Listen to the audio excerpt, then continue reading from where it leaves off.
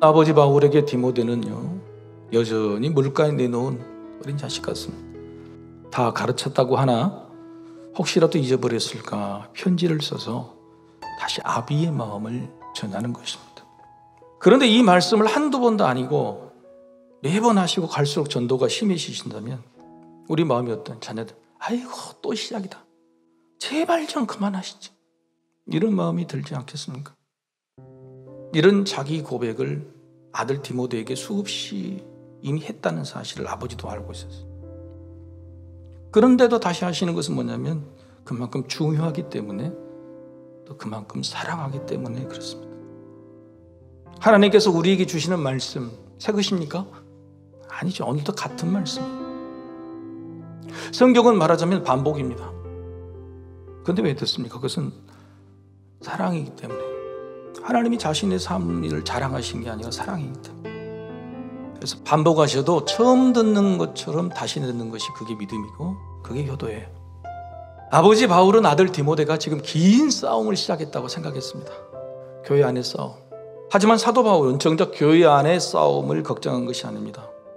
남들 즉 사람과의 싸움이 아닙니다. 자기 자신과의 싸움입니다.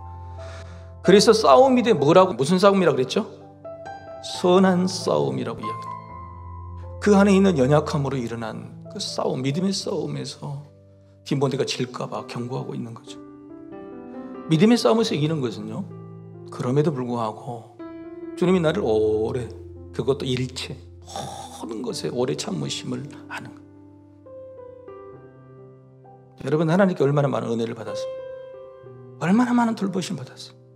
하나님이 참지 않으신다면, 하나님이 한순간도 우리를 용서하지 않으셨다면 우리가 이 자리에 있을 수 있겠어요? 그런데 그 수많은 세월에 일체 오래 참으심을 생각하고 그걸 깨닫고 그 은혜를 아는 것이 양심이에요. 아들 디모데에게도 그런 착한 양심이 있어서 주님이 너를 오래 참아주신 것처럼 너도 오래 참으라. 믿음에 파산하지 말라.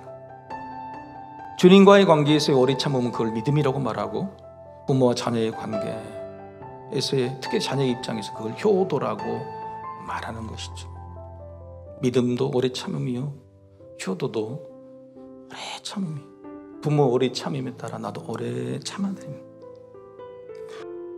효도는 복받을 일입니다. 근데 그 효도를 어떻게 하는 거냐? 일체 오래 참아주며, 부모가 나에게 준 것이 없어도, 부모가 나에게 욕을 해도, 부모가 한 소리 또 해도, 부모가 나를 귀찮게 만들어도 일체 부모에 대해서 오래 참아주는 거예요. 그 양심이에요. 부모가 나를 오래 참아준 거죠.